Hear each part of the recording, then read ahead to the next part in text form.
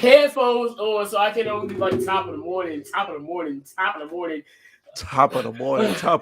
Like, what these niggas on, bro? Top of the morning. I lost my breath.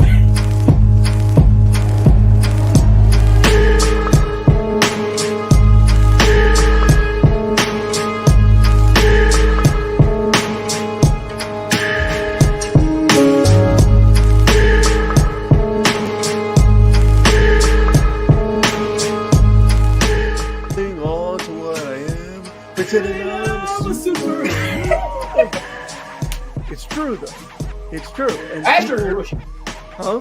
I agree with you. Exactly. It's not. Wait, did you agree with me? Hey. Breeze past it. Nothing happened. Very well. How many people do you know can survive a huge hammer being bashed on their head? Bugs Bunny. So Don't boo me, I'm right. What in the Rick Boo is this? I have literal powers. Screw you guys, I'm going home.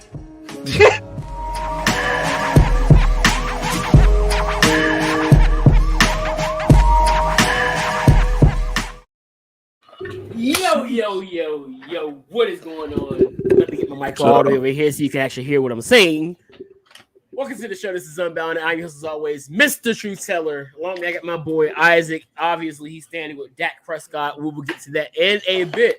Before we get into these topics today, I do need to say one thing. Mox is coming back. Well, that too, but I had this conversation today. Okay. Bratwursts are the squares of rectangles. Oh, yeah.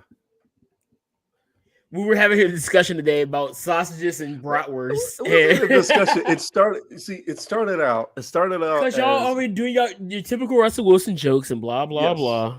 Started out with me and Breon flaming Russell Wilson like we haven't done in a while, so it was due. It was very due. We were flaming Russell Wilson, and then that man ain't do nothing to y'all. And then some of your fan base wants him as their quarterback. Hey, that's them. Anyway.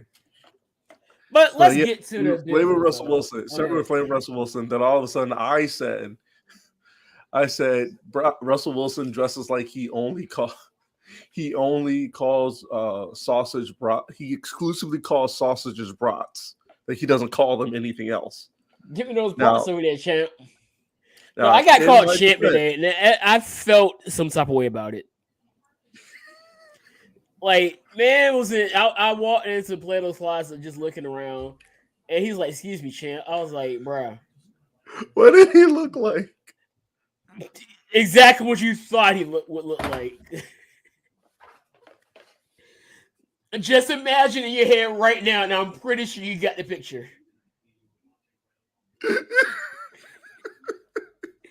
No, I was so offended, and I don't get offended.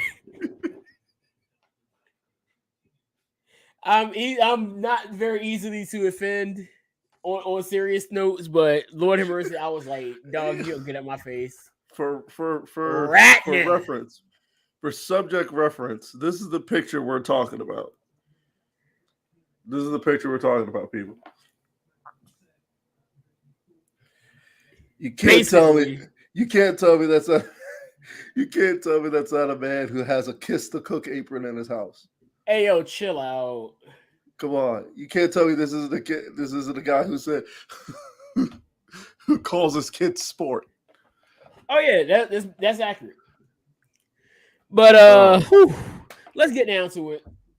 So Tuesday, which was for those who will be listening to this through our audio version, you will be probably hearing this on Wednesday. So on Thursday actually, because it's Wednesday as we are recording in live on YouTube and Facebook and as well as Twitter.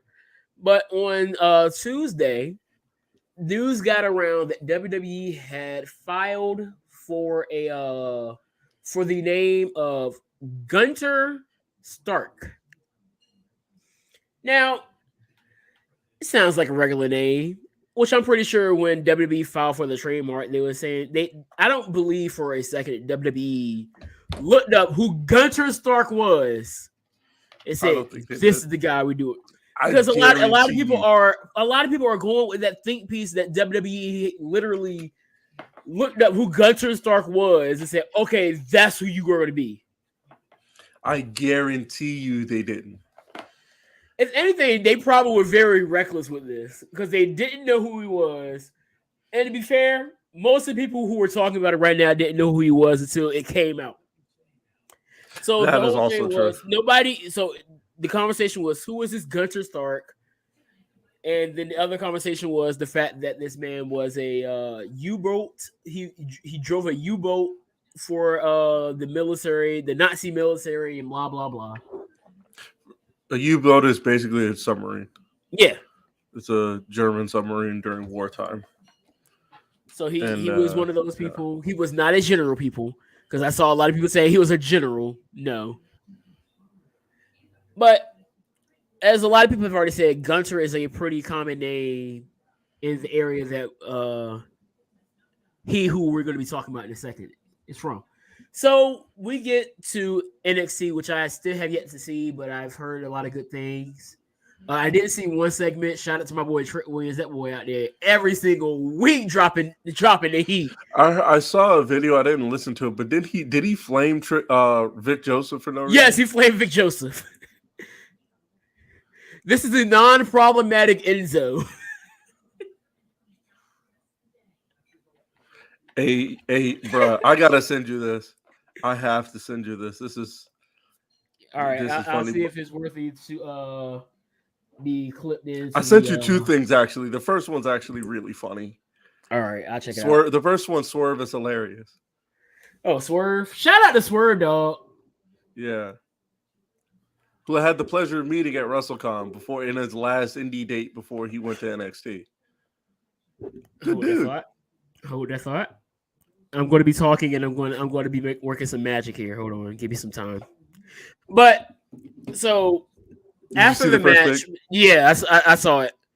So after the match between the artist formerly known as Walter and Roderick Strong, I mean, he is an artist. Yeah, he ended off the match saying, "And your winner, Gunter." And I tried that was probably one of the worst. Yeah.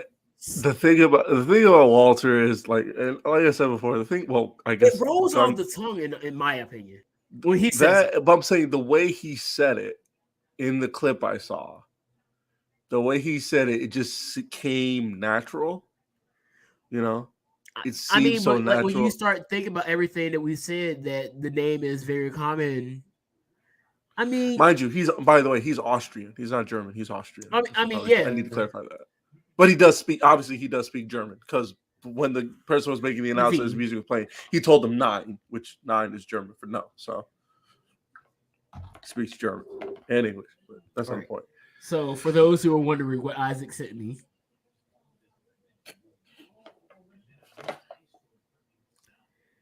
if you know, you know. That's all I'm going to say about that. That is a definitely if you know, you know. And if you know, you were probably highly upset by that first picture. You're probably highly upset. Funny thing is, I've seen the dark skin. I've seen the light skin. Just recently. I was at remember when I told you I went to the it was Ty Tribbett, Sam Lament, and the Clark sisters? Oh yeah. She was there and her husband. Oh wow. Which we know her husband as well, because he was also a sitcom guy.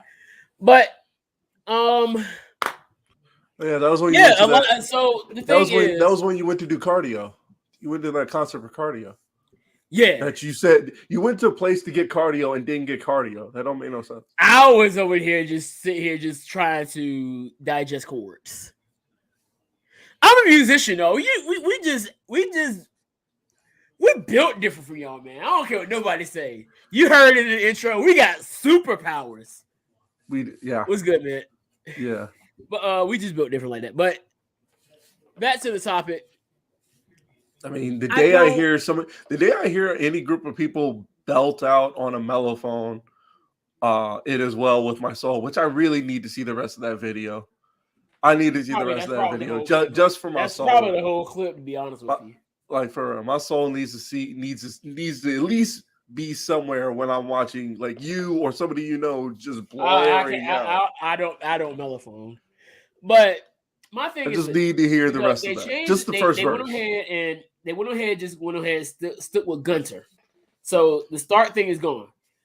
Why are people still using this same thing of, oh, it's a Nazi name?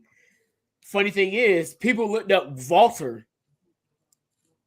There was a Nazi general named Walter. Where's the outrage for that? I think honestly, then I kind of went on the deep end. My name is Anthony Pierce. Yes, it is. Tell me why. I'm going to read you an Anthony Pierce, okay? Wait, gotta find it. I'm going to read to you Anthony Pierce. This is Anthony Pierce, okay? Man, clearly not the same middle name. Classification. You ready for the classification? Is it a murderer? Classification, murderer. What did you do? Characteristics, robbery. What is going on here? Number of victims, 2. Date of murders, way before my time, 1977 to 1979. So I was in my car waiting for my mom. I was like, using the logic of the IWC, why did my parents name me after a murderer? Oh wait, then I realized it's a name. Not every time you see a name doesn't have to deal with somebody else. This name that has come in the past. I just Googled myself in a while we're on topic. I just Googled myself. Guess what it came up with? Oh Lord. 1846 to 1889, American businessman and diplomat. How about that? And we're doing negativity here. You want to bring up some positive. You have a character. Isaac Bell was also a character in a series of books by Clive Cussler. And then Sir Isaac Bell, 1st Baronet, an English ironmaster and politician. I don't like that version. I don't like that version of me. I don't like politics. You said politics. I was like, nope, that's not you. No, I don't like politics. Apparently, I'm a detective working for the Van Dorn Detective Agency. I had some politicians in my list too, so I was like, well, it says I like politics. He goes, Isaac Bell is a electrifying new hero. This tall, lean, dang, that's flattering. No nonsense detective working for the Van Dorn Detective Agency, who's driven by his sense of justice, travels early 20th century America, pursuing thieves and killers, and sometimes criminals much worse. An audacious new historical adventure thriller series for the #1 New York Times bestselling author and grandmaster of adventure. Dang, all right. My first book was made in 2007. Dang, these are actually some pretty good books. Yeah, so yeah, that was me. I'm a detective. So here's the thing, because I brought this up to you. Uh-huh. And because when I initially saw Walter being now known as Gunter, I was like, I don't like it. I'm mad about it. But I'm more mad about the fact that Fast and Furious is going on outside my house right now. So I went to sleep, and I slept on it, which I usually do when I see things that I don't like, because I want to wake up in the next morning. Wait, Fast and Furious? Were people drifting around your house? They were drifting down the highway, and I'm hearing it all in my room. So I wake up, and then people will start sharing things. So they share. I didn't click the Jericho part in here, but Jericho has said in one of his drunken rants that Walter is a horrible name, blah, blah, blah. And then this one showed up. And this is the one that really caught my eye. That's assuming between now and then Gunter doesn't get distracted by a chocolate river, falls into Sand River, and the Imperium Palumpas do some weird German dance number, highly likely scenario. First of all, this is cringe. It was very cringe. This is so cringe. And this is why Kyle doesn't need to talk. And this is why I'm happy he's back with Adam Cole and Bobby Fish. Because the less Kyle talks and the more he wrestles, the better. He's more funny, like in one line. He's more like he's better at one liners because like his one liner when he was going back and forth with Pete Dunne. Was it Pete Dunne? Yeah, he was like, "Aren't you supposed to be visiting your mate body?" That was funny. But when he has a whole bunch of stuff to say, it's like, dog, less is more. And so this was evidently about WWE on Fox asking if Walter would just chop Kyle O'Reilly. So my issue is they never had that match, did they? No. So what? I think the only Undisputed Era member to have a singles match has been Roddy. I think Roddy was the only one, and that was just yesterday. But my thing here is just the fact that he clearly, all caps, Gunter. And if you look at the date here, you probably can't really see it because of my banner. Let me cut that real quick. 9:05 a.m. on the day after Christmas in 2019. When the world was a better place. Well, it wasn't a screw it. The world. I mean, the PC. I would draw my statement. Full Sail was the home of NXT and blah blah blah. So that's a very interesting moment where I was like, is Kyle O'Reilly a psychic, or is this Walter's nickname, or is this some type of name that he's been using to kind of as a name of endearment? Like, I got people calling me Ant, Neck. I always call Gary Coleman. I got a dude that calls me Forrest Whitaker. Stuff like that. No, this dude has been calling me Forrest Whitaker since my freshman year in high school. And when he sees me today, he will call me Forrest. Shut up. Don't you dare.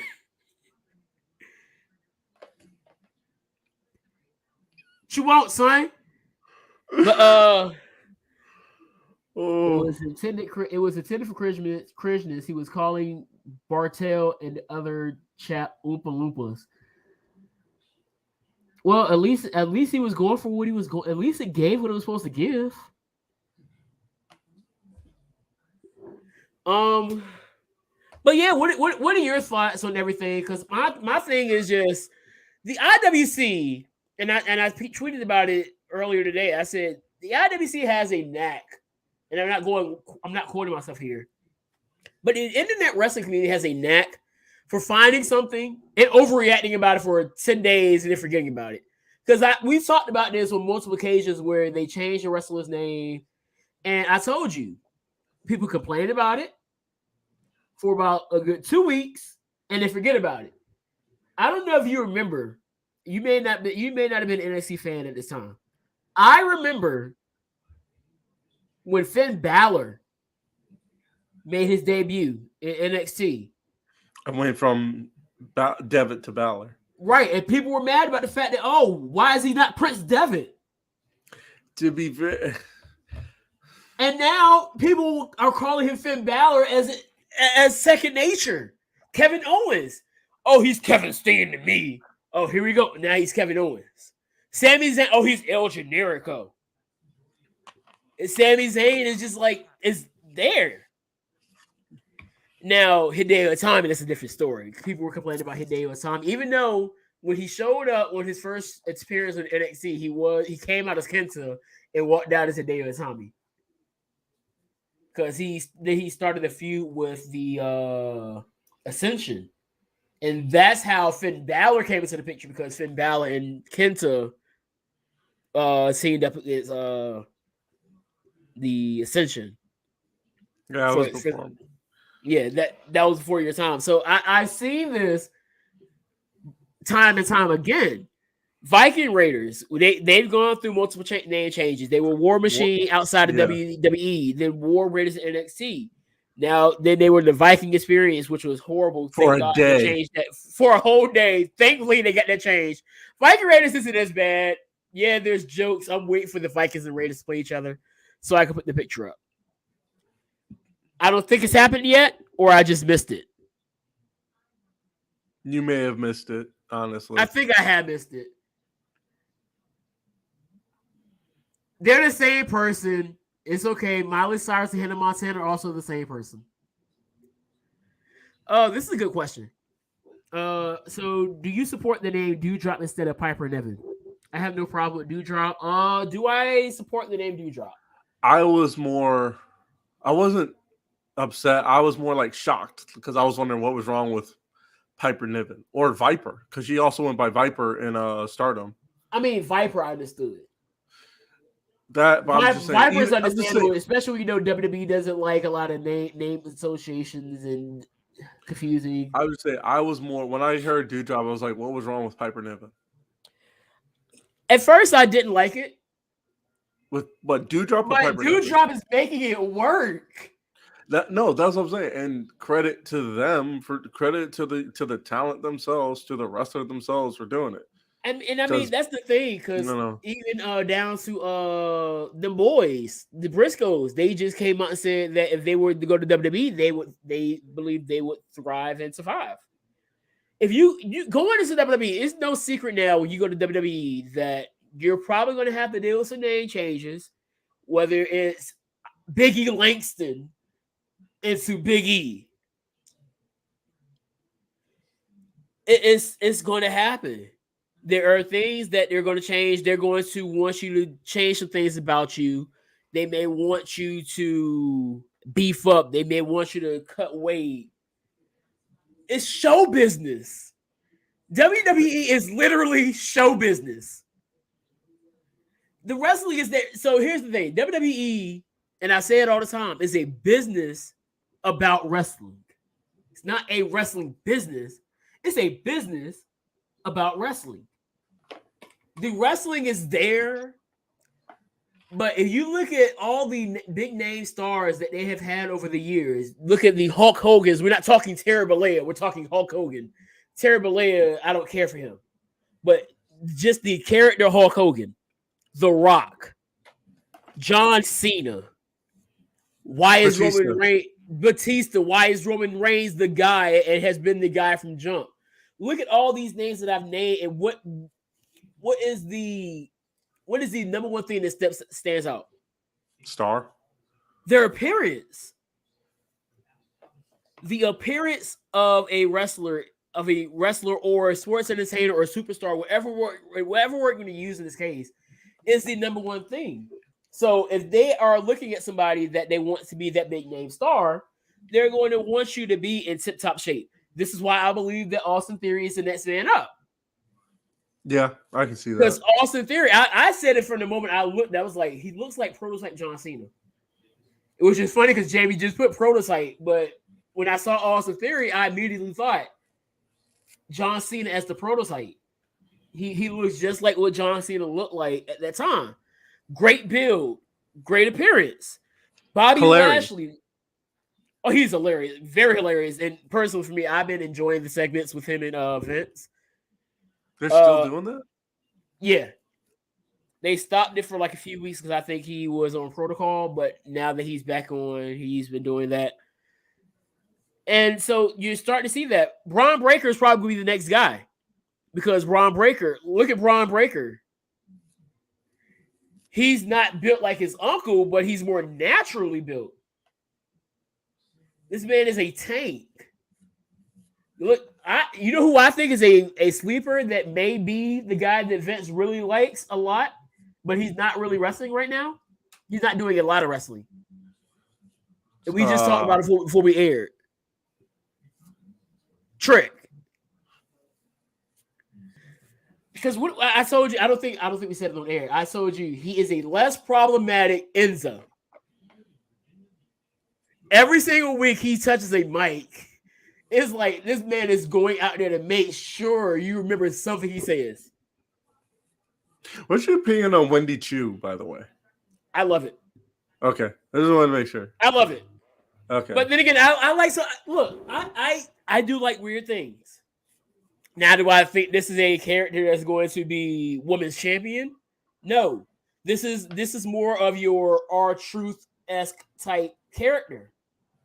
which I've always said, and you can back me up on this. I've said this because we talked about this with Toru. I believe there is Toriano. Oh, yes. And I said I feel like there is a necessary part for that comedic relief because you can't have everybody you can't have a whole bunch of Bobby Lashley's on the show.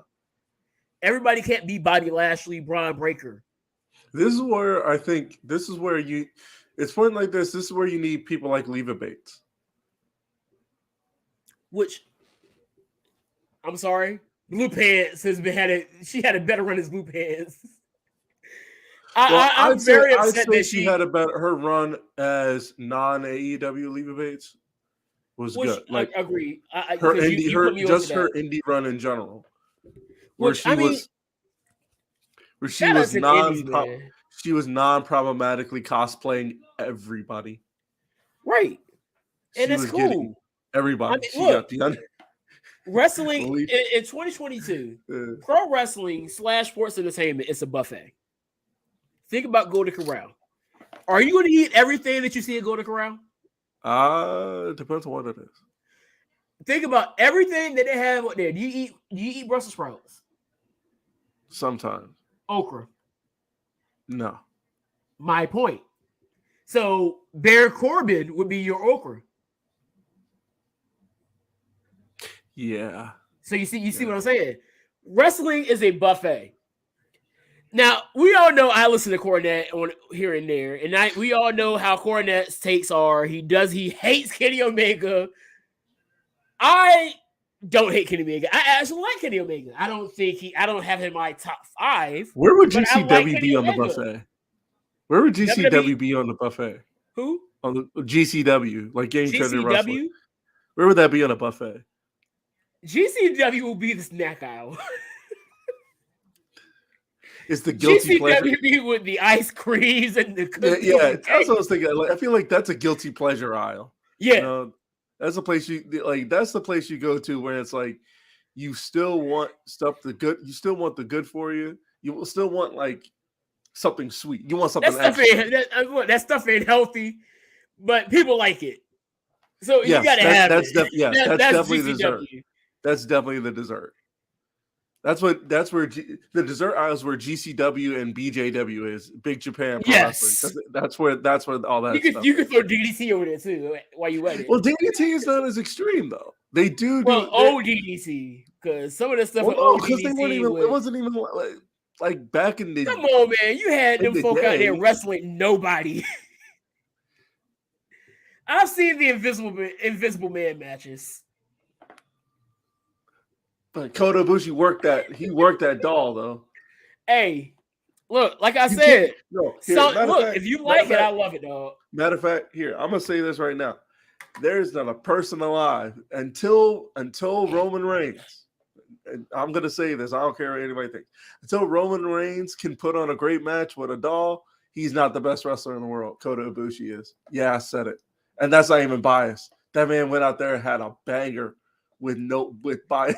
Hey, look, like I said, I know plenty of people that'll look at you like you crazy. You saw my man's Duke came for your neck the other week. That dude was so mad. Duke came for your entire life. This man called me my brother. This dude called me the feds, bro. Yo, shout out to Duke Loves Wrestling though. I ain't never been called the feds in my life. Oh my gosh. I gotta find that tweet now. This man was was hot with you, though. He was so tight. This man so what you think about this MLW situation? It's weird. I cannot remember the last time. The last time I watched MLW, or the last thing I saw about MLW, Hammerstone is still world champion, but he's not national champion anymore. No, he's world champion. Yeah, he's still world champion, but he's not the national champion. Big news. I know that they're getting sued.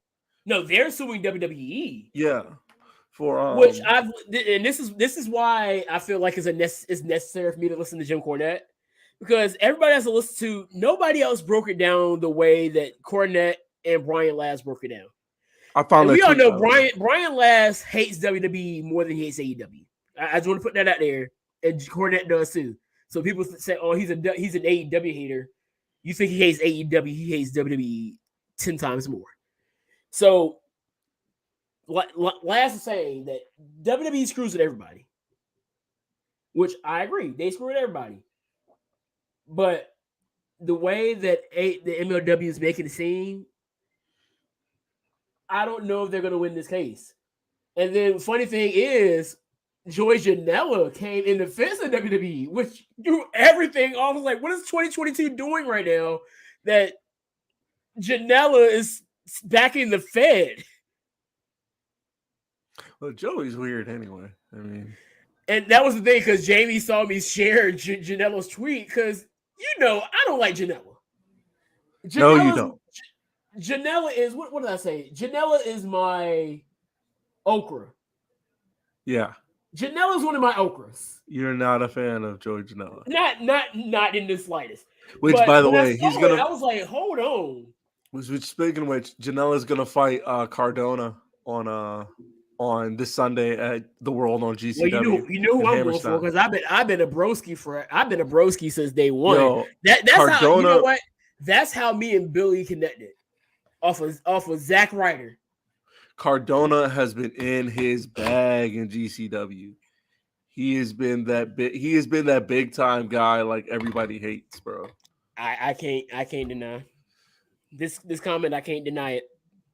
He is, and you know what? Janela, hey, you can say whatever you want to about Janela, but Janela can find a girl. Good for him. Anyway, I found that tweet. I can't hit on that. I found that tweet. So it was when we were talking about Tony Khan response to the criticism made by Big Swole. And then was it something about GCW? No. You were talking about it was about the street fight. Oh yeah, street fight. And then I started because I shared the entire video. Yeah, I started coughing, which is in the middle of it. Actually, is the most watched video on our channel so far. Shout out to everybody that check that Big Swole video. Thank you. Big shout out to everyone. Big love. Shout out to Big Swole too. For those who don't know, we some Big Swole fans right here. Absolutely. Shout out to Swole. She said he so you tagged Duke Loves Wrestling in it. And mind you, this is in the wake of Ty Conti and Anna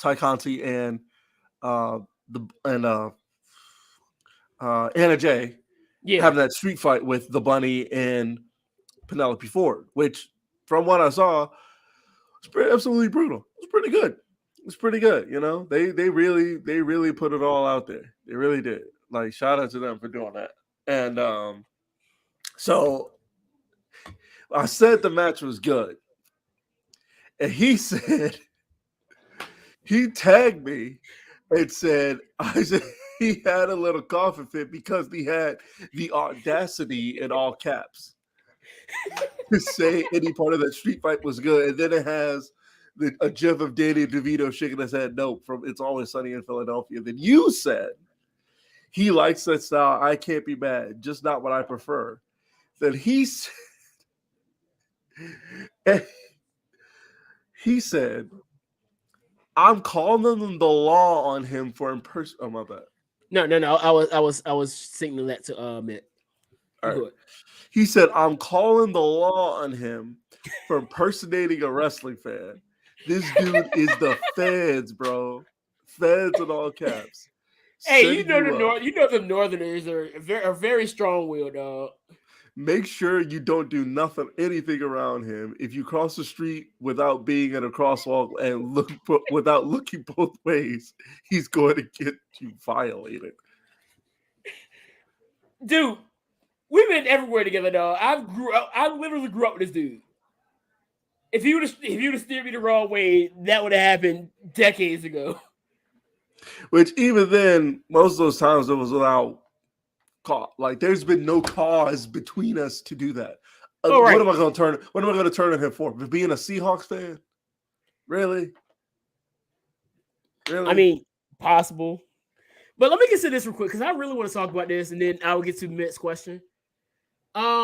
This is I got this article from Forbes. Shout out to Mr. Kanua.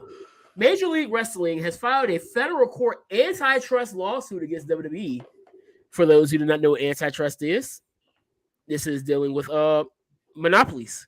So basically, MLW is saying that WWE is trying to monopolize pro wrestling. More on that in a second. The case captioned MLW Media LLC versus World Wrestling Entertainment Inc. alleges WWE's ongoing attempts to undermine competition and monopolize the professional wrestling market by interfering with MLW's contracts and business prospects. Per statement released by MLW Public Relations, MLW is represented by Katsowitz Benson Torres LLP. Now, I want, so based on that paragraph, I do need to say this because Janela brought it up. Cornette brought it up as well. Cornette said that when he was doing MLW stuff, he was the highest paid person there. Just to do color.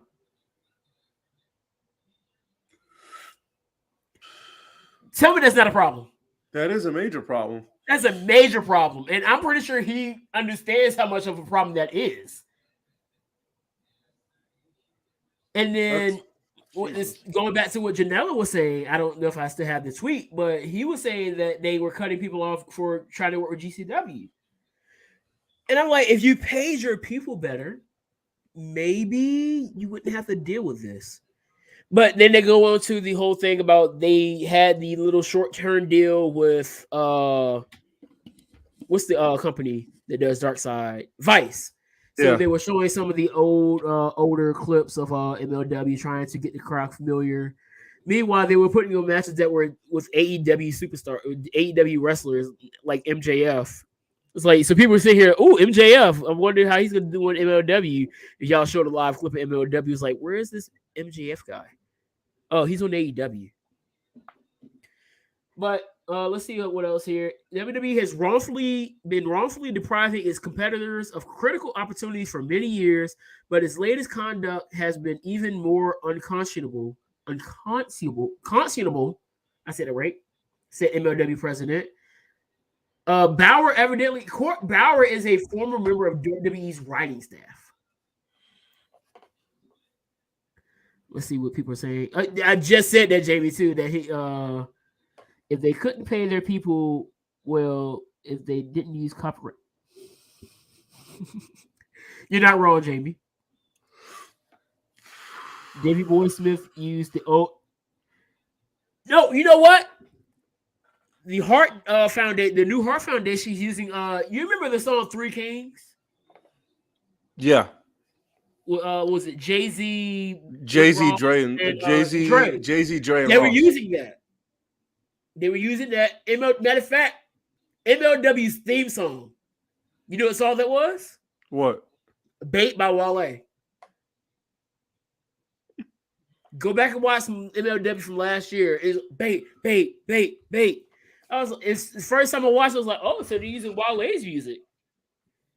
It was somebody else that I know is using another well-known track, but I can't think of it right now. But when Jamie brought that up, that's the first thing I thought of. I was like, they are using copyright music. So he brings up here also the Von Erichs are using Ted Nugent's Stranglehold theme instrumental. Hire a producer. You can easily save more money. I mean, WWE's doing it now. How many people do you know are using licensed music from actual artists? That's not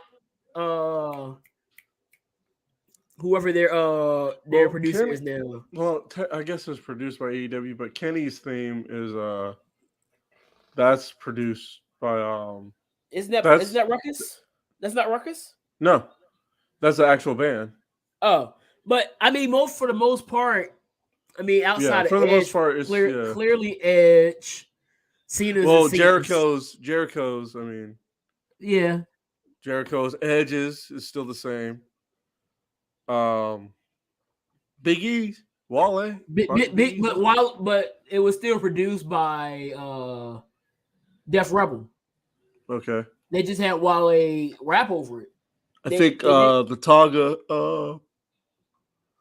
But for the most part, they're using Gorillas Def of Rebel. Destiny. That's so copyrighted. WWE is using, for the most part, they're using Def Rebel. them. Before that, they were using CFO and then Jim Johnson. Way before that. Way back then. But for the most part, most of their talent has been using produced music from a producer. Like AEW, for the most part, their talent is using produced music from Mikey Ruckus. Eddie's theme is the best. Why isn't MLW doing the same thing? Wouldn't that make more sense? That could save you some money. It's like Jamie said, instead of using Wale and Ross, Jay, and Dre. I understand a lot of people because you hear it all the time. GCW, but GCW also uses they use licensed music, but dude, are they able to show that on pay-per-view? Yeah, I know AJ uses OLED. You can hear that. Is now the thing is, I think they get away with it. Because that might be the case. But you can't hear it because you can't really hear it very well. They're trying to get on TV. Who? MLW. MLW. Yeah, no. Because they were trying to get that deal with Vice, and they also had something working in the works of Tubi, which I can kind of see WWE stepping into that. That's the only thing I can really see WWE really saying, all right, you need to chill, because Tubi is Fox's streaming service. WWE Fox have a working relationship due to SmackDown, so I can see that. But WWE having something to do with Vice, I don't see that. And then he was bringing up the fact that WWE's content has been used on Dark Side of the Ring. But when you think about it, for the most part, outside they had their attorney up there for the steroid episode. But other than that, you didn't see WWE clips. When they wanted to show something, they had little actors doing silhouette type moves and whatnot. They didn't show a lot of clips on WWE. And why would WWE okay a show showing them in a negative light? To the point where has been conversations of, is Dark Side of the Ring a WWE hit piece? Why would WWE put their stamp of approval on that? This whole thing doesn't make sense to me. But I think the last thing I really want to hop into wrestling is this question that Mitt asked. Roxy. Well, I'm gonna put this to bed because considering the fact now this probably won't change anything, but she's not the champion anymore, which is stupid. But that's neither here nor there. I didn't like. Now you got to do what you got to do. Yeah. However, I was not a huge fan of the fact that you are the champ of a company. Now, I'm not saying you have to do this, but if you're the champion of a company, wouldn't be. Now, granted, your company has just technically gone on hiatus. And technically, you aren't you're not a contracted talent anymore. Right. But I initially thought it was a bad look. See her getting a tryout as, Ring of Honor Women's Champion. I thought it was a bad look. But now it don't matter because she's not Ring of Honor Women's Champion anymore. Deonna Purrazzo is. Yeah, and the thing is, and I know a lot of people are gonna cringe at the fact of Roxy even thinking about going to WWE, but you got to remember, and I said it all the time, a lot of people, regardless of what has happened over the last few years in WWE and just over time in general, a lot of people still have that want to get there. And like I told you, if I was a pro wrestler, if WWE offered me a contract, I'll be real with you, I'm just going to take the money. And then knowing how they work things now, I'm preparing for that moment. You don't take anything for granted. Take the money, build yourself, and then if Roxy signs his contract with WWE, makes it to the main roster for at least a week, she's going to have a bigger following than she had before she stepped foot there. And that's the way I look at it. Regardless of how long you're there, look at Hit Row. How many people knew about Brie before Hit Row? I mean, I can honestly say I didn't. I saw her when they were doing the paid fans in the crowd at the PC. I was like, who's this girl that almost looks like Bianca? That was literally all I knew about Brie. A few months in Hit Row and NXT and a few weeks on the main roster, she has a following. Frank, Top Dollar, AJ, whatever you want to call him, has a bigger following. Swerve had a following coming into WWE, but his following has gotten bigger. So Hootie has a bigger following now. Just about anybody that has stepped foot in WWE, I'm gonna say it now. CM Punk, John Moxley, Miro. Who else you in the name? Cross. Them stepping foot into WWE has built their brand. I think I told you this a few years ago. Being in WWE is like being a manager on your resume. That's a great analogy, by the way. Because just the fact that you're a former WWE superstar. And I've seen it just going to VCW. Anybody that's come from WWE, they're going to bring names. Matter of fact, you didn't go. I went, and it was so funny how it worked. Jeff Jarrett. He had an appearance at VCW. 2 days later, he was on Raw. And so that's how it works. They got Jay Lethal coming this one. Who do they have? So they've had 2 AEW guys the last two times. But before then, they've had still Scott shaky. Steiner. Still shaky about that. Yeah, Jay still Lethal shaky. I'm not getting a picture with it. If anything, I'm gonna get a picture with LaRoe. Yeah, I know. You already know I'm throwing at the ones. I'm still shaky if I still want to go to that or not, because that's that thing about that day. That's the same day FSW Mecca Doomsday is supposed to be. That's the 4th, right? Yeah. So yeah, Cross is supposed to make his return that day, and he's fighting his return to the Indies, and he's fighting Jacob Fatu. Do you think there are going to be any Forbidden Door entrances to the Royal Rumble outside of Mickey?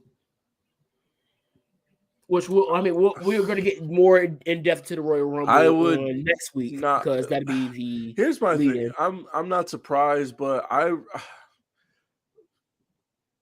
you wouldn't have this. It's great for Impact. I just want people to know this. By the way, I know I said this before. Impact Mickey James being in the Royal Rumble as Knockouts champion shows you how alive Impact is. So again, the Impact is Thank you. Takes. Because I'm so sick of it. Like I saw somebody say, I forget who they were talking about. I think it was it was Ali. They were saying, I don't see why people were saying if people were saying Ali should go to Impact, must really hate him. No, Ali in Impact, honestly, he would be a killer in the exhibition. That is like the best place I can think of for him. I think Ali is probably best fit for Impact because the way he builds his character, and the way it's shot, and also the way Impact is shot when they do backstage stuff or promos in general. It is shot like for example with Steve Macklin, or formerly known as Steve Cutler. Before he debuted, he was shooting all those promos and stuff. You know what I mean? You know, you remember? Yeah, and he looked like this character that I was thoroughly intrigued by. By the way, he's going to fight Jonathan Gresham for the Ring of Honor World Championship this Thursday. Should be really good. You know what I mean? Yeah. So now and here's the thing, he just had a match. Steve Macklin just had a match against it's when he debuted. You know, the first person he debuted against, Petey Williams. He immediately started, fighting people at the top of that X division. You bring in Ali, What's Ali gonna do? Bring in more people to the X Division. Hell, that's future X Division champion right there. If not, future world champion. Yeah, I'm just sick and tired of all Like he would nail all that. the anti Impact stuff. Like Impact ain't been out here doing their thing, and Impact's been in their lane. Like Impact hasn't even been making history on the low. They've been in their lane. They just had the first Knockouts Ultimate X match, which Tasha Steelz won. Shout out to our melanated women. Tasha Steelz. Shout out to our melanated women making history. First Ultimate X match for the Knockouts, and a woman of color wins it. Shout out to her. And they do also, it to the point where it's just second nature. Also, shout out to Jordan Grace for saying gravity. She posted a clip of herself falling off, and she said gravity 1, me 0.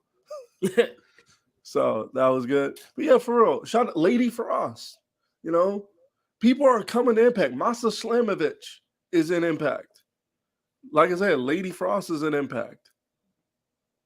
Oh, like, Kyle stop playing. Huh? Kyle just had a baby. Kyle O'Reilly. Oh, all right. No, but yeah, like for real, like stop playing with Impact. Like stop playing with Impact definitely. name. Like they ain't like put some respect. Good. Put some respect on the name. Like for real. I respect. I may not watch Impact on a regular, but if I see something that I really like, I'm gonna click on it. And like shout out to Moose. Like Moose has grown on me over the last year. Oh my gosh.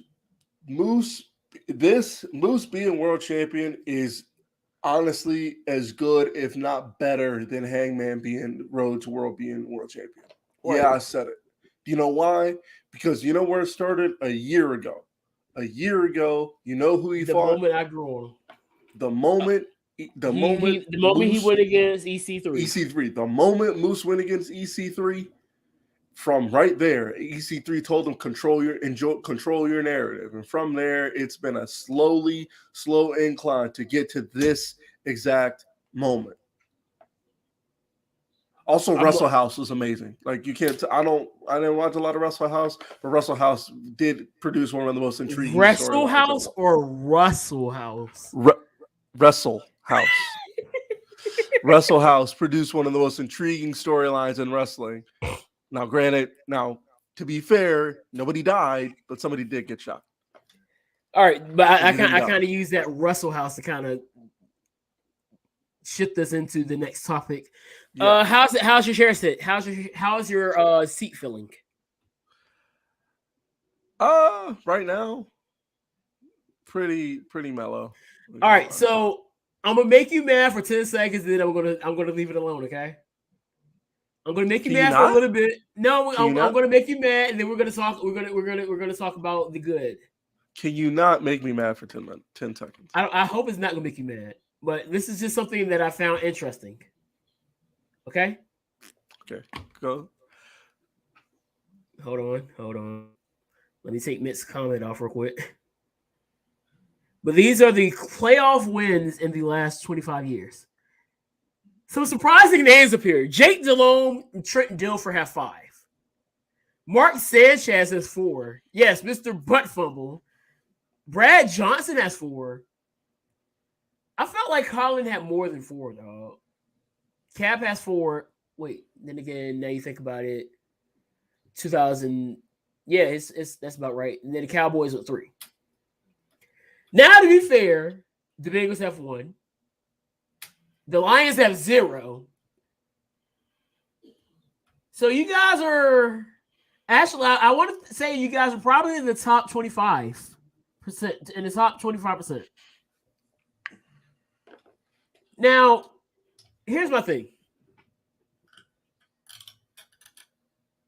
And I'm going to steal stuff from my aunt here. Because I felt like the Cowboys had a good chance to win this game. But Breon also made this point too. You can't start off the way you start and expect to always pull a rabbit out the hat. So my aunt was saying you can't get D's and F's, and then at the end of the market period, try to push out an A. And this is something that the Seahawks, this is something that we have to worry about too. Because I've seen we do this worse than y'all. We'll play like straight dog water. And then Russell Wilson wants to come out there and try to be clutch Russ all the time, which he fell on his face the entire season this year. Now, I will say this. The Cowboys, I don't think they really need to do much changing. Outside of maybe the O-line, I think a lot of the thing is they just need to develop more. Because you think about it, your defense is still youngish. Let's see. Is there anybody that because I think next year Vander Esch is gonna be in a contract year. Yeah. So if anything, both he should safeties, probably both safeties, both Curses. Javon Curse, he's on a contract year. Gallup was on a contract year. I thought Gallup's contract is this year, right? Or is it next year? This year. No, it's the running back that's free agent now. Pollard? I think Pollard's a free agent now. Which, let's be real. If it's one thing I can credit Dallas with, and you can agree, it's finding a running back. Name a year that y'all struggled at running back? Well, Troy Hamburg wasn't that great. What year are we talking about? That was like 2000. Well, I remember using him in Madden 2004, so like 2003, 2004. Right? My point. My point. So you're talking. We did have who we had Marion Barber. Barber, Felix Jones, Julius Jones. We had Eddie George for a minute. Eddie George for a minute. Funny thing is, I got his. What's the guy that showed you my dad? My dad had DeMarco Murray. DeMarco Murray. And I can't find it. My dad had a DeMarco Murray trading card. It's in my room somewhere. But DeMarco Murray, Zeke, which he's still Zeke. I mean, he's not as Zeke as Zeke has been, but he's still gonna produce. Darren McFadden, thanks a lot, man. So Dallas isn't going to be struggling for a running back. Let's be real. We need a line. There's going to be the O-line is going to need some youth. We need to call Nick Saban,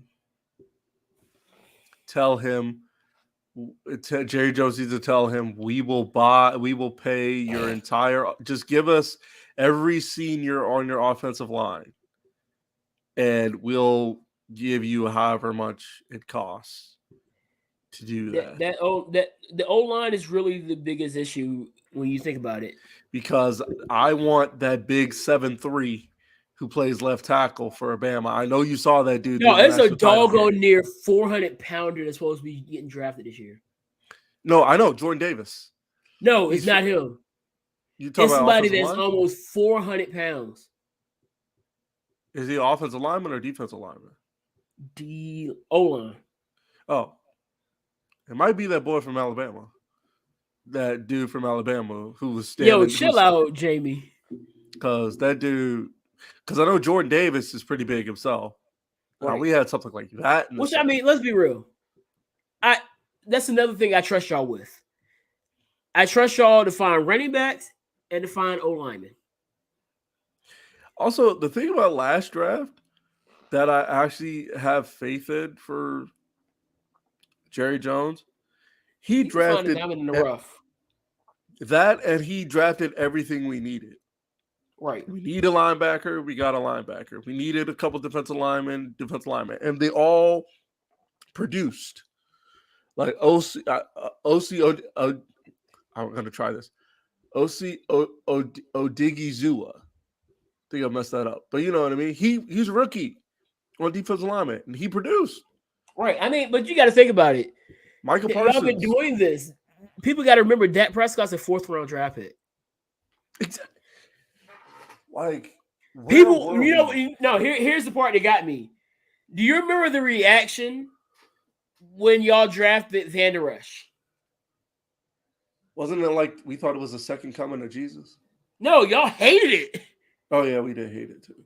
Y'all hated the pick. My dad was not happy. Because we wanted. I think because we wanted a quarterback. I think was that the year that was that Johnny year? Is that whose year? Was that the Manziel year? It may have been. It may have been because we wanted because he was still on the board when we got him. It was a quarterback on the board. It may have been Manziel. It may not have been Manziel, but clearly, But I know I know there was we needed a quarterback, and Manziel was still on the board, and we're thinking, yo, we might actually get him. And that was the same. That was the same year you got Dak, right? Yes, we did end up so getting Dak. He got the better quarterback, and he got a lineman. He got a linebacker. Although to be fair, I feel like if we did get Johnny, we would have turned something. We would have made something out of him. Nah. Johnny was a lost cause off rip. I know a lot of people are going to blame it on the Cleveland Browns curse. He was a loss. He was just too far out there. But he had those years at A&M. He can say he beat Alabama, so I'll give him that. No, Xavier Woods plays for the Vikings. No, that's Rhodes. That's Xavier Rhodes. No, Xavier Woods plays for the Vikings. Oh well, Xavier Rhodes plays for him too. Hold on, I'm gonna double check, but I want to say he plays for the Vikings. By the way, Vikings. One quick wrestling thing. Shout out to Jonathan Gresham for Terminus, that first episode Terminus show. Really good show. Really good. If you like good, straight professional wrestling, that was your show. That's something I expect out of him. Yeah. Now let's talk about this game. Let's talk about the games. We'll start with y'all. I kind of had this feeling, and it almost happened because we've seen it already. Mick, close your ears. But the coach of the 49ers has a knack for seeing a lead and saying, it'd be a shame if somebody blew this. Which is why he was the offensive coordinator in Super Bowl against the Patriots, and then his own Super Bowl as a head coach against the Chiefs. Both times he had a sizable lead in the fourth quarter, and they blew it. Was it a 21-point lead? It was a 3-score lead going into the fourth. 25. No, it wasn't 25 this time. Against us? Yeah. It was 15. It was 15. Hold on, let me double check because it was 15 because it was 23. It was 23-7 going into the fourth. Hold on. I think you're right, but I thought they had a 20-something point lead on y'all. No, they did at one point, but it was. That's my point.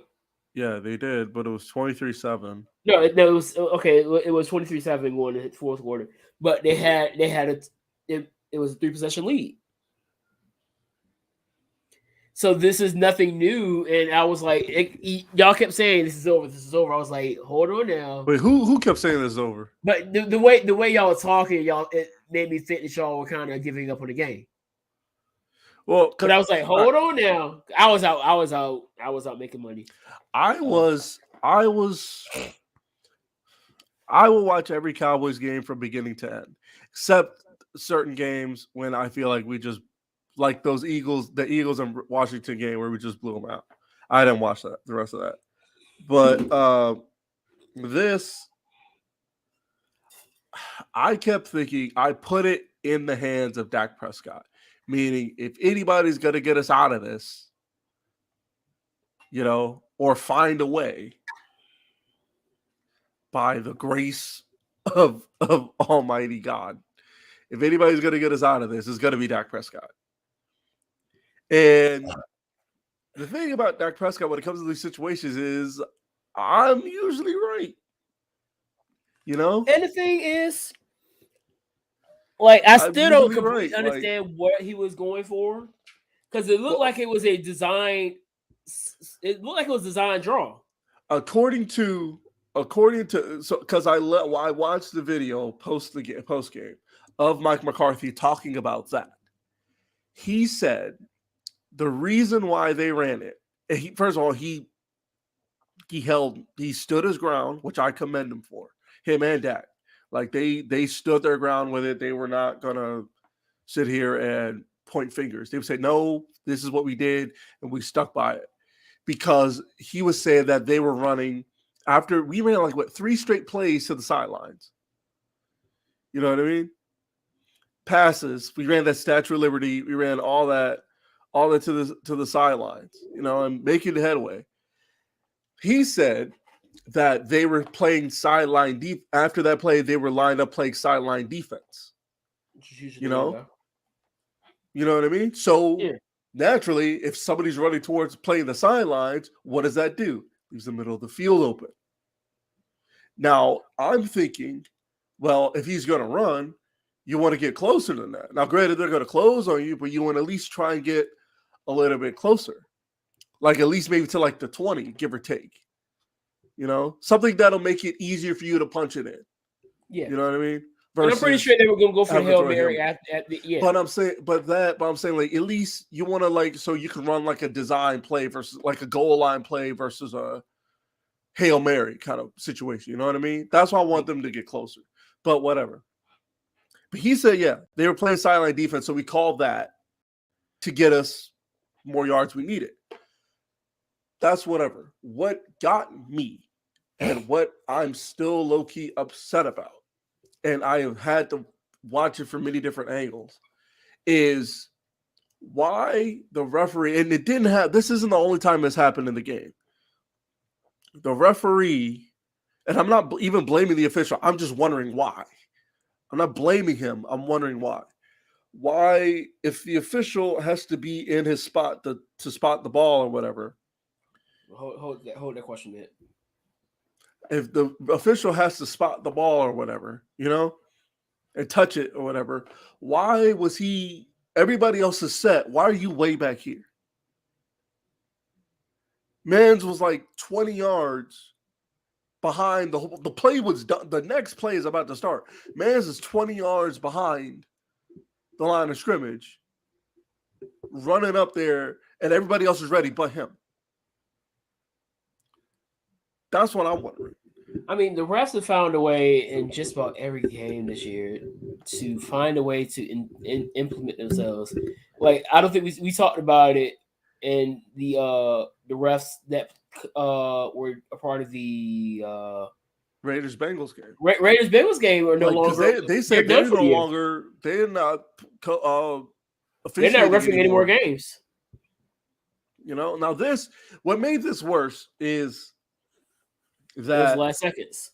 That and the quickness of which those boys left that field.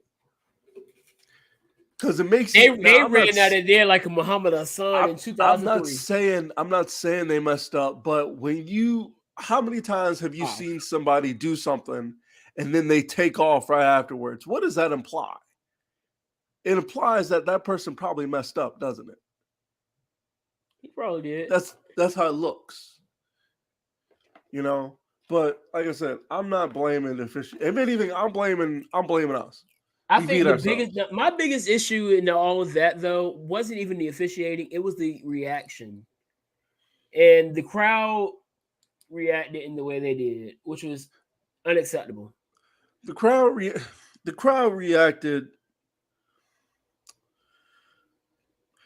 crowd reacted like a tired fan base. We were tired. The Cowboys are tired. We are a tired fan base. We are tired. We are bothered. We are bothered and tired of being who we are. Seriously, we do this. You'll hear every Cowboys fan within the sound of my voice say it. We do this every time. I can't tell you how many pictures I've seen of like a triangle that's like a loop of what we do every season. We're this good. And we're tired of that. Yeah. And what happened here, I'm not excusing it, but what happened here is the results of that. Because before it didn't bother us as much before. I'm surprised this didn't happen in the divisional game with the Desert rule. Well, we weren't in We weren't in Dallas. Yeah. You're right. It was. If we were in Dallas, it would have happened. It would have happened. If that happened in Dallas, I think this would have been worse. That would have been worse. It would have been way worse. There would have been violence. Yeah, I can see that. You know, but not condoning it, but just acknowledging what would have been. Right now, and now is the time as any. We as Cowboy fans, well, I say we. What am I doing? Speaking French? Well, no, actually, no. I was right when we said we because you said you were going to be a Cowboys fan for this season, so this does involve you. Well, I'm done. No, it still involves you. No, it's not involved me anymore. You're involved by proxy. You're involved by proxy. So I'm going to continue. I'm going back to my old ways. As a Cowboys fan and Cowboy fans, we need to really examine ourselves over this because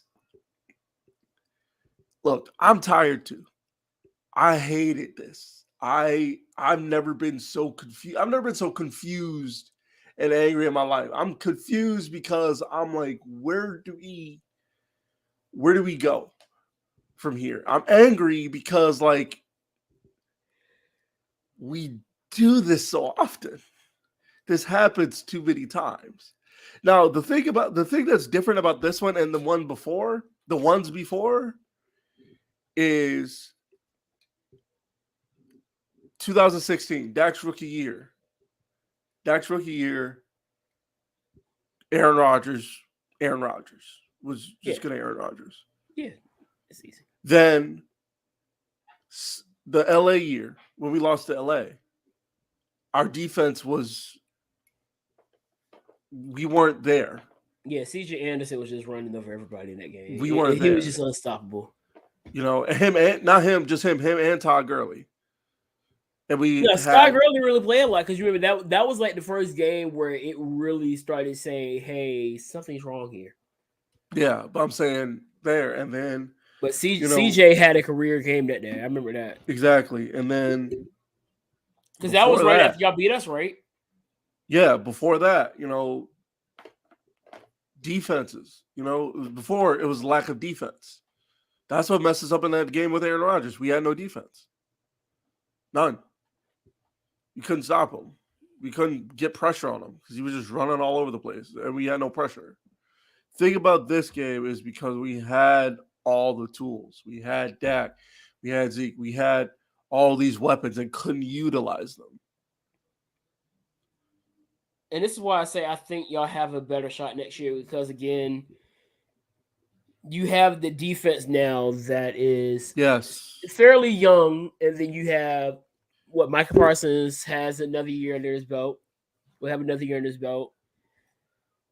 I think the real thing I really am waiting to see how it goes is if Diggs can produce the same way he did this year. Yes. That's going to be the big question. Another thing is Mike McCarthy is not we shouldn't fire Mike McCarthy. No. It's too soon for that. He's only been here 2 years. And 1 year doesn't really count. He was coaching without Dak Prescott. He was coaching the Bad News Bears playing football. Yes, the first year. He was coaching. And I give him props. I mean, he tried his best. He tried his best. And this year, I know. He turned us. Nobody wants to put this in perspective. Somebody said he's 18 to 60. I said, no. Do you know who we were before that? We were 6-10. We went from 6-10 to 12-5 NFC East champs in a span of a year. You think about it. What was our record this year? 12-5. 12-5.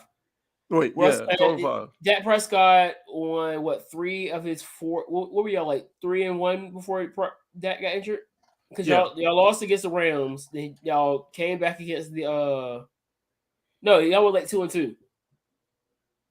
You talking about? Y'all lost to the Rams and the Browns, and then y'all. You talking about last year? Yeah, y'all lost to the Rams and Browns, but then y'all beat the Falcons, and I guess they count the start against the Giants.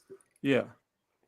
if you think about it, y'all could have won at least 6 of those games that y'all didn't win last year if that was playing. Yes. Y'all could have easily beat the Steelers. Y'all could have been the team instead of the football team to knock the Steelers off if that was playing. Because it was that close. You just needed the competent quarterback. Which, can we not act like so my hashtag, y'all stay on the Dax mentions. Y'all, let's not act like that. We need to start acting like this is new. Like Dak is just got here. Like he hasn't been with us the last 6 years. Let's be real. The thing, and this is the thing when it comes to being a big name. No matter who you are, you're always gonna have people waiting for you to fall. Right. And what Dak did wasn't right. I mean, but he held himself accountable. Yes. I would say maybe I should say out of his mentions. Maybe I should say let's stop acting like this dude isn't the answer to our problems. Dak is. And that's what I'm saying. I've been saying it all the time. Yeah. I'm happy he got paid because Dak is exactly going to be the long-term solution. He's exactly what we need. Because who did we have before this? Tony Romo. And the big thing, and I've said this, what is the big thing about Romo that Dak doesn't do that I'm very grateful for? Sorry, he doesn't turn the ball over. He does not turn the ball over. Especially not in clutch situations. Well, certain times. But, like, he does not turn the ball over. He's not heaving it up because he's got to, he's very smart with the football. Also, he doesn't fold to take sacks. He doesn't just go down. Like, they just bring him down. You know what I mean? Oh, no, because he's mobile. That's what I'm saying.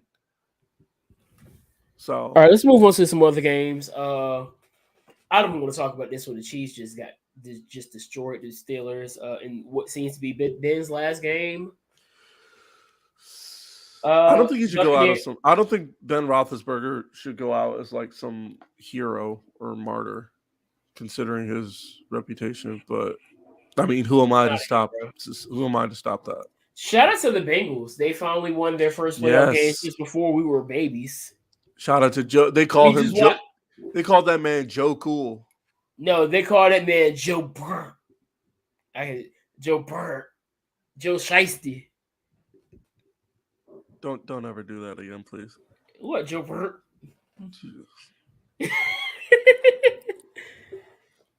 These kids got my head messed up, though. Don't blame me. So there was quite a few blowouts. The Bills blew out the Patriots, so that took away my Super Bowl. What was your Super Bowl? I wanted the Patriots and the Buccaneers. You're one of those weirdos. I like storylines, sir. Leave me alone. That's not a story. Nobody wants to see Tom Brady. That is the perfect storyline. No, it's not. Tom Brady versus Bill Belichick. Who's the better man? Who cares?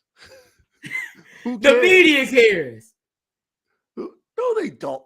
Okay, yeah, they do. You know good and well, if we were to have a Patriots Buccaneers Super Bowl, they'd be talking about that. You would have had to hear about LeBron James. I think I would spitefully watch the NBA more to try and boost their ratings. Speaking of that, over the Super Bowl. Evidently, that's not the case on Christmas Day because Christmas Day, the NFL destroyed the NBA. Oh, well, you played football on Christmas. What do you think? What did you think was going to happen? No. The NBA didn't even stand a chance on their day. Can we go back to the Cowboys for a little bit? Mike McCarthy did a press conference today. He said Mike McCarthy disagrees with those who say Dak Prescott should have handed the ball to the official, which my thing is you can't hand the ball to the official when the official's 20 yards behind you. Right. Just saying. Like, he also says that he's had positive conversations with Jerry Jones in the last few days. He has no concerns about his job security. He says our number one focus going forward is the penalties. There were far too many. He says, we're disappointed. We want to build on what we accomplished, but no doubt we did not reach our goal. So first thing I've noticed about this is that he is not in this cloud of delusion like we accomplished something this year. We accomplished nothing. We really didn't.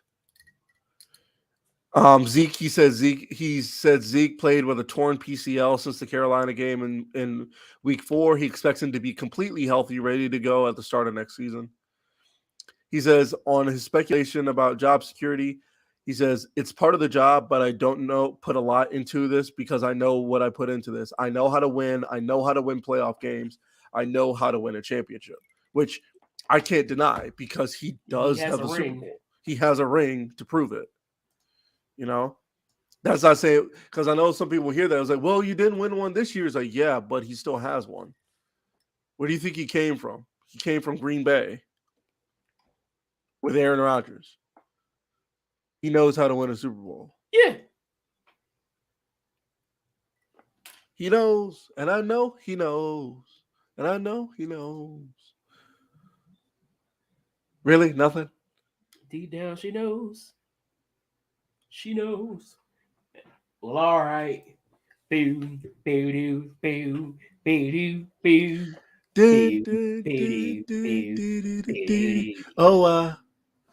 Oh, I'm about to jam that jump tomorrow to work. But your kids are gonna look at you confused. I don't care. Yes.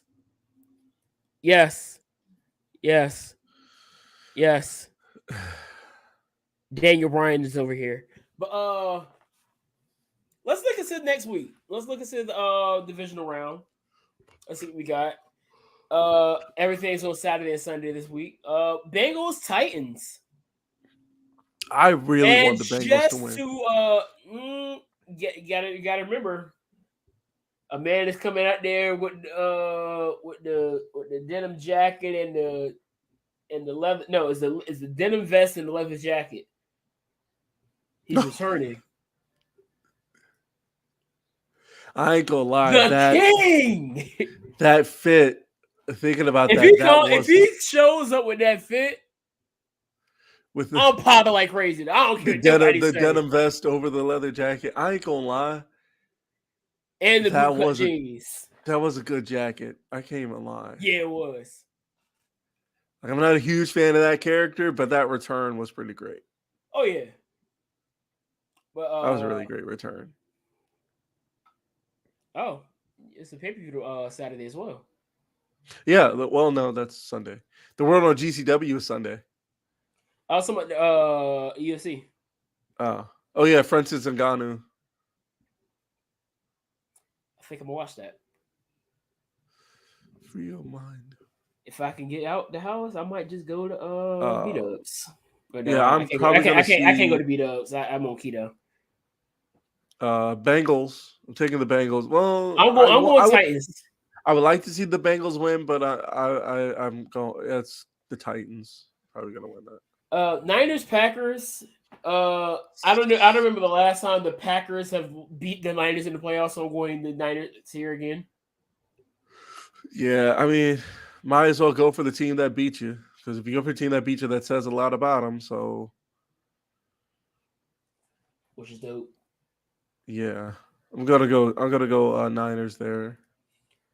Rams Bucks. This is gonna be interesting. I need the Rams to beat the Bucks because I think it's gonna be Rams Niners in the NFC Championship. The NFC will be represented by. If they can put pressure on that dude, like I think Aaron Donald really needs to make his case for when Aaron Donald really needs to make his case for a Defensive Player of the Year right here. If he can, when he can. To be honest with you, I think it's going to TJ. Yeah, that Michael Parsons is getting Rookie of the Year though. Oh no doubt. That was. If Michael Parsons doesn't get Rookie of the Year, what are we doing? He's getting Defense Rookie of the Year and Offense Rookie of the Year is clearly going to Jamar Chase. Yeah, there is no debate whatsoever on those two. Defensive Player of the Year, you can debate. MVP, you can debate. Who you think is getting MVP this year? I'm gonna say this: if the Colts have made the playoffs, I would have Jonathan Taylor. I would have said Jonathan Taylor, but they didn't make it. I don't know. They didn't make it. I think they're gonna go Tom Brady. I know you hate it, but they would have with Aaron Rodgers if not for him lying. So I'm going Tom Brady. Yeah, remember this is a media vote. So that's why I'm going Brady. And then my defensive player of the year, I'm like I said, I'm going TJ. Comeback player is Dak. Yeah. Who's the other person for that? Comeback player of the year. I don't know. Dak. Every year it seems like there's like one name that you just automatically gonna get it. Like last year it was Alex Smith. Easily. This year it's easily Dak. Easily. Now I think if Rashad Penny had played like he had been playing the last few weeks all season, I think he could have gave Dak a run. Oh wow. Oh, they start with mocks. Let's continue here because I got one more thing I want to talk about after we finish this last game. Bills Chiefs, a rematch of last year's championship. Actually, I got Chiefs.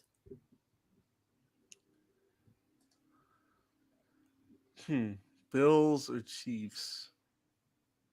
I really want the Bills to succeed. Me too, but I do want Patrick Mahomes to get redemption from last year. Yeah, I'm going Chiefs. All right, so I want you to listen to this real quick. He looks so much healthier. Yeah, I'm happy for him. Now I want you to listen to this real quick, and I'm going to give you my takes on this. Easy. Public service announcement. Excuse me. If y'all didn't know, this is the MSC, and frankly, there's just too many white people in here, and this is a space for people of color. So just be really cognizant of the space that you're taking up, because it does make some of us POCs uncomfortable when we see too many white people in here. It's only been open for 4 days, and frankly, there's the whole university for a lot of y'all to be at, and there's very few spaces for us. So keep that in mind. Thank you. Now, maybe it's just me being the type of person that I'm going to just occupy whatever space I want to occupy. If you don't like it, you just deal with it. But why are we at this point now where too many... Are we gatekeeping space? Right! Why are we gatekeeping spaces? And I know the whole new thing is safe space and blah, blah, blah, but like I think I've said it before. I am my safe space. If I can't be safe, my safe space is me. I'm gonna be me around who I want to be. If you don't like it, tough he looks so much healthier. Like I'm sorry, I'm like this dude looks so much healthier. I'm really happy for him. He looks leaner. He looks like he looks like when he came back. He looks like what he looked like when he returned to WWE after his major injury. But that's my thing. We're really. He just dropped the F-bomb. Did they bleep it? No. Oops. But it reminds me because this was something that happened. There was a white woman that was in some sorority. I can't remember what sorority it was. Sigma Gamma Rho. It was just, okay. It was SURO, and they attacked her for it. And it was like, white people shouldn't be in HBCUs. HBCUs should be a safe space for black people, and blah blah blah. Yeah. And I'm like, I seen the TikTok. She was a member. I forgot what university, but she was a member of Sigma Gamma Rho, and she fit right in too. It was a down south university too. It had to be. And I'm like, dude. And maybe it's because I've been around enough white people. I have no problem being around white people. Matter of fact, throw me around a bunch of white people, and I'll still be the same person I am right now. I got to a point where if I feel like talking the way I want to talk, I'ma just talk like this. Like sometimes I'll be around, I'll be like, "Hey, yo, what's going on with this?" And I don't care. I feel like if I can't be myself around you, I just don't need to be around you, period. Black, white, purple, blue, orange, yellow, And no matter what color rainbow you are, Roy G. Biv, I don't care. If I can't be myself around you, I'm not going to be around you at all. So I just don't understand this idea of trying to create these safe spaces for Black people, because I would ask, are they going to physically hurt you or hurt your feelings? Because at this point, a lot of the stuff that you're seeing is mental. And I hate this phrase because you hear it all the time. We aren't our ancestors. Your dog gonna skip you, not your ancestors, because your ancestor has a lot more mental fortitude than you did. Your ancestors were called hard ER and had to walk through it like one nothing. You see a bunch of white people, you feel uncomfortable. I mean, honestly, me personally, after, well, considering the fact that that's what most of my job is, like being around a bunch of white people, and they're like, fuck it, they country white people. You know what I mean? And most of them walk through the valley of the shadow of death. Well, I know.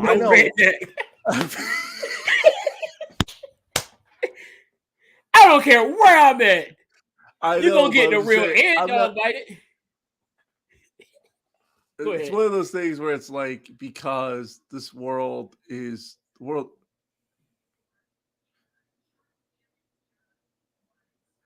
Put that on a t-shirt.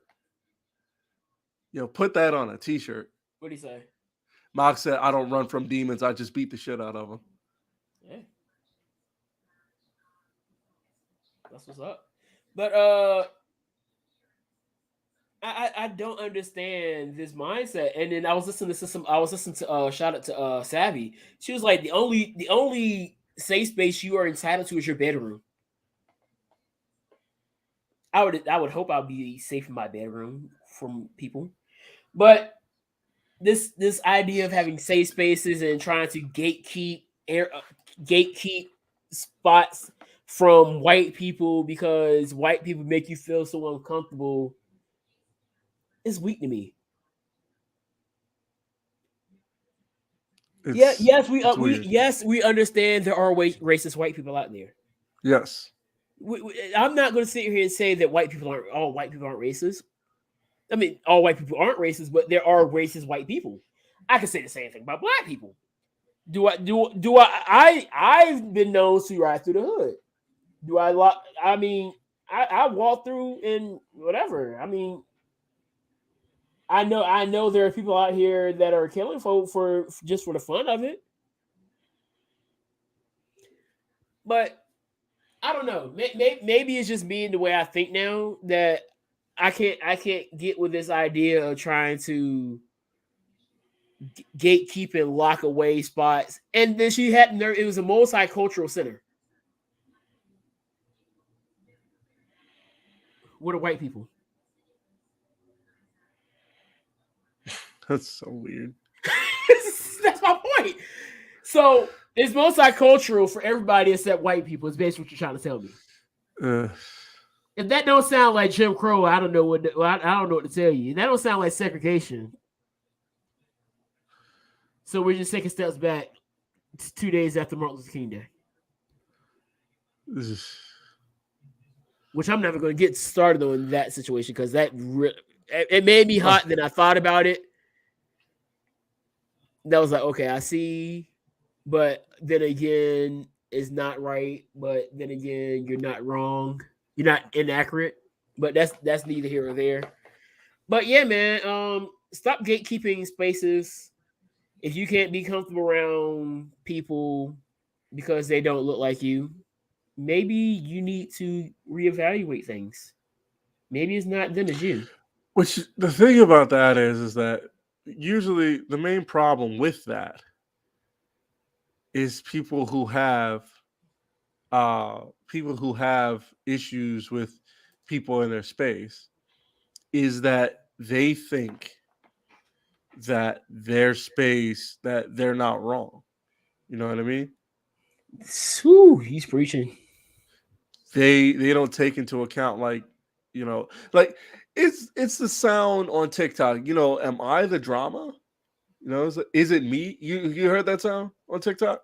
I don't think I have, but it makes It sense. says there's a sound on TikTok that says, "Is it me? Am I the drama?" It's like I don't think so. I don't think I'm not the drama. It's like that is the mindset of a lot of people with racist tendencies. They don't think they are the drama, but they are. They think they are righteous in whatever they feel, which is really weird. Which is really, really weird. Like for real. By the way, while we're on the topic of people like making things weird, can we stop acting like can we stop throwing around the word oppression in this country?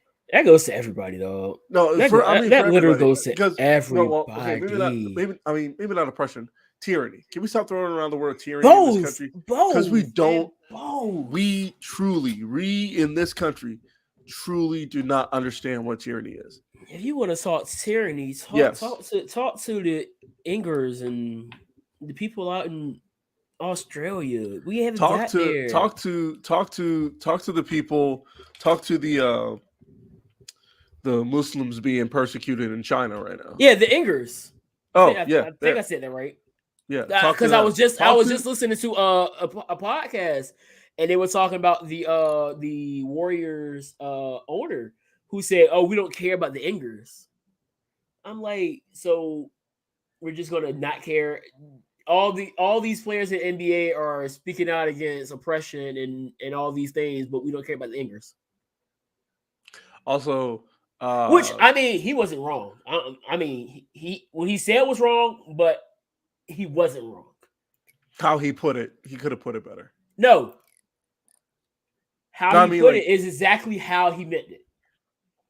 What I should say, he wasn't inaccurate.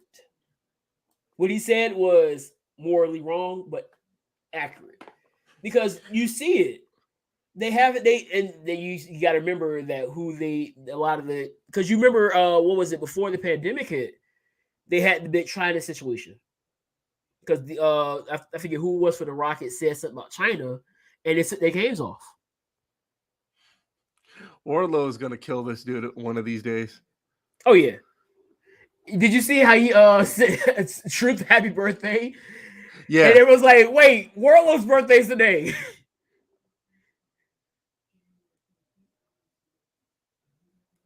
Ooh, I'll check that out. That's also on Saturday. But yeah, just buzzwords all in itself are just ridiculous how they just throw them around. Oh, I'm oppressed. Let's be real. When you compare the oppression of the early 1900s, the slavery era, the Jim Crow era, we've come a long way. Yes, we have a ways to go. I'm not going to sit here and say that, oh, we've arrived. No, we've come a long way from what Martin Luther King had to fight for, from what Nat Turner had to fight for, and all these other people. What Nat Turner fought and died for. Fought and got killed for. Literally. What Martin Luther King got killed for, what Malcolm X got killed for. Hey, by the way, here, first of all, Malcolm X didn't get. Never mind. I was saying, mind you. Hey, if we want to put Koofies on, we have to wait until February. Fine. I might find me a Koofy. I don't know. I gotta find me. I think I have a Koofy somewhere. But do you have the glasses too? I do not. But we've come a long way from that time period.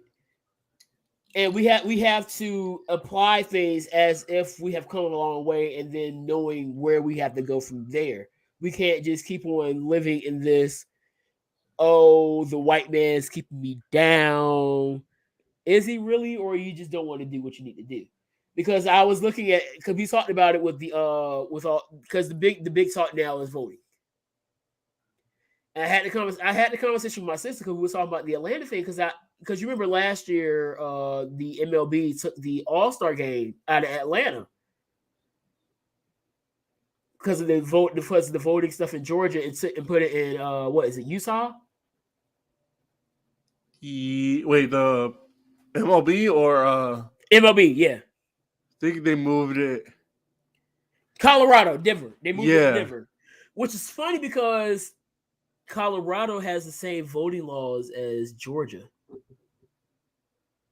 So you moved it because of the issue to another state that had the same issue. And so I sat down because she kind of was like, she kind of was siding with everything that they were going against everything. And we sat down, I was like, because the voting ID was one of the biggest issues, right? And so my sister asked, well, you can't afford it. No, the first question was, what kind of ID do you need? So we read all the types of IDs that you needed. I was like, okay, this is doable. Let's see about what you can afford it. Oh, you can get it for free. So you can get it for free. It doesn't have to be a driver's license or a voter ID. It can just be a picture ID. So then we looked at the drink situation. You couldn't hand out drinks. You bring your own drink. And so you said this when we talked about the cabinet situation. You remember you said that if you really want something, you're going to do it? Yeah. So if you really want to do something, you're going to make a way to do it. So if this quote unquote voter suppression law stops people from voting, what does it tell you? People really don't want to vote. That's my point. So is it that they're stopping you, or are you just trying to find an excuse not to do it?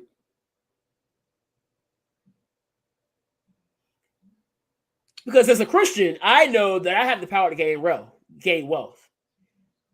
I can do whatever I want to through Christ who strengthens me. Not no government, no nothing can stop me. So if I know that, then I know that no matter what obstacle somebody would throw through me, or perceived obstacle, because I looked it up and I think it was 35 states require an ID to go vote. Hi, we're one of them. Man, I hate this.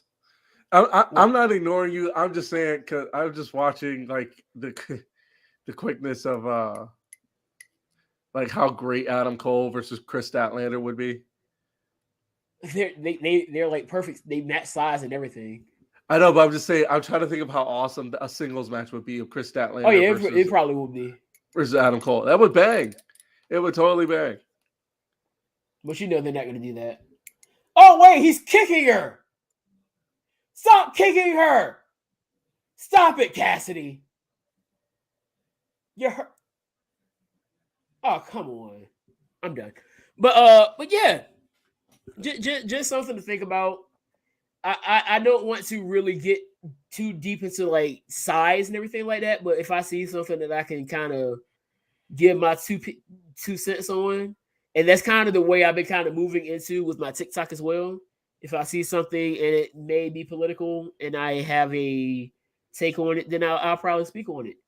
I mean, funny thing is, I was listening to a guy who went to a Trump rally, and he said, "Look, nobody gave me side eyes or anything." I was like, well, I start to notice that I don't think there is a specific side. I think it's general people who don't like people. And yes, there are racists on both sides, but that's just me. There's hate everywhere, dog. There is. And I think the quicker we understand that, the quicker we can understand that regardless of what side of the political spectrum or what side of whatever belief system you're on, we're more alike than we think. We disagree on 85 to 90% of the things we talk about, but we still always find a common ground in everything we talk about, right? Literally everything. That is the perfect example of how I feel like people should be in this world. We don't have to agree on everything. I personally like disagreeing with people. If I agree with everything you say, I feel like I don't have much to talk to you about. That's just me. Because as you know, I like to discuss things. I like to debate. I don't know too much about this, so I'm not going to talk about it, but I don't really care for Hill Josh. But anything else from you? if you want, like, if we want to talk about tyranny in this country, tyranny, look at what they're doing in Myanmar. You want tyranny? That's tyranny. We should be blessed. And I don't use that word lightly. Blessed that we don't have the kind of tyranny that's going on in Myanmar right now. They declared martial law in that country, and the military has Myanmar. Where is it? In Asia. It's like in the Middle East. No. But they declared martial law, and for like the better part of a while, the military has been like really persecuting its citizens for. No, that's the thing. That's the thing I've always noticed.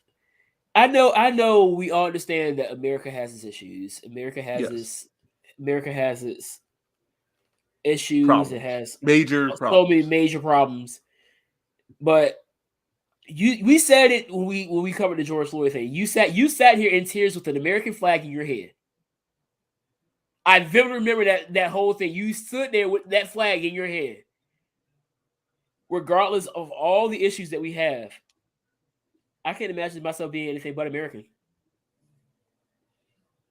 Just the fact that we can openly sit on this forum, and in any situation that the government does, we can criticize it and not have to fear for our life. I can't imagine it either, but that doesn't mean the fact that but the fact that we have the freedom to do that is amazing. Now it's good. It's good. However, that doesn't just because we have the freedom to display the discontent with it, Now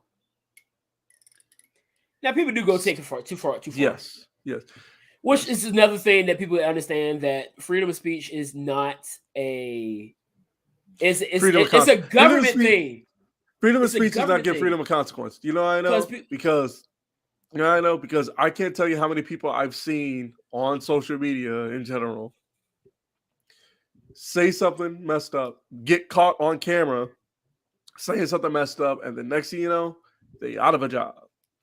Which, as a conservative, you would think that a private business doing what they feel is necessary without government interference would be something that they do, because a conservative is for really minimal to no government interference. Yes. So more power to the private sector. Yep. So you would think that a conservative, because I've found myself leaning towards that side more the more I study and things like that, because I believe that I believe that the people should have more power to do what they need to do, and the government steps in only when necessary. Right. So when I say that, that's what I mean. I'm not a red hatter. I personally don't put my faith in any politician. No, because they always let you down. Oh yeah. Man lets you down. Yes. Period. I don't care if it's Susie down the block. Man and woman or in between, they always let you down. So I don't put my trust in any human being walking this earth. But that is a great point that you make, because yes, you can say what you feel as long as it's not illegal, and there's certain things you can say that are illegal, but you also have to remember that you can't say anything and not expect that a private sector say, we don't agree with this, does not align with what we say, and we no longer want to associate ourselves with you. Yes. That doesn't go against your free speech. No, it doesn't. If you think it does, if you think you losing your job because you said something crazy, because you got caught saying something crazy, is tyranny, you're wrong. First of all, also, if you think mask mandates are tyrannical, you have too much privilege. I'm just saying. I don't like him, but I would never use that word for it. Again, no, I've seen it. People have called it for this whole pandemic. People have been saying this is borderline but again, tyrannical. that's why I said I am both like, sides how? have this issue using these buzzwords, and a lot of times it's to garner reaction, because you can't just say mild things and get the reaction that you want. You got to use these buzzwords to gain the reaction. This is how the media works. This is how just anybody that wants a platform. That's probably why I don't intend to get up there with a lot of these big platform people, because that's not the route I want to go. I've never been that side. I don't want to over exaggerate things. I want to be able to say, okay, let's analyze. That's why I took the time to really analyze the Walter situation. Because everybody's out here throwing their think pieces out here. Oh, WWE is a horrible company. Oh, this, that, and the third. I thought these things, but then I was like, all right, and chill. Go to sleep. Wake up in the morning. Think through things. Look some stuff up. I've also thought these things, but you know how I remedied that? I cut it out of my life. That too. I cut WWE out of my life. That too. I mean, and if that's the way you need to go, perfect. See, you're not, because you see my my pin tweet on Twitter. You don't fit in that category, because I already know if WWE does something stupid, I'm not expecting to see you on Twitter making Defending your statement or even bashing it, because it's like, okay, like I say all the time, if a tree falls in the forest and nobody's there to hear it, does it make a sound? You were in the forest to hear it, so did it make a sound to you? And at the end of the day, sometimes it's better for you, because some people that you wanted to see are now, or you can see them more because they're not where you don't watch. Like, for example, that's why I'm probably not going to that VCW show. Why? Because you think I'm going to miss Cross's independent return? No. He's wrestling that night too? Yeah, at Doomsday. I'm still going. Yeah, he's wrestling at Doomsday. I got people to heckle. He's fighting Jake. He's fighting Jake. He's fighting Jacob Fatu, which should be good. And then I think David Richards is going to be there. Chris Bay, Brian Cage is supposed to be there too. I'm just going to heckle people. So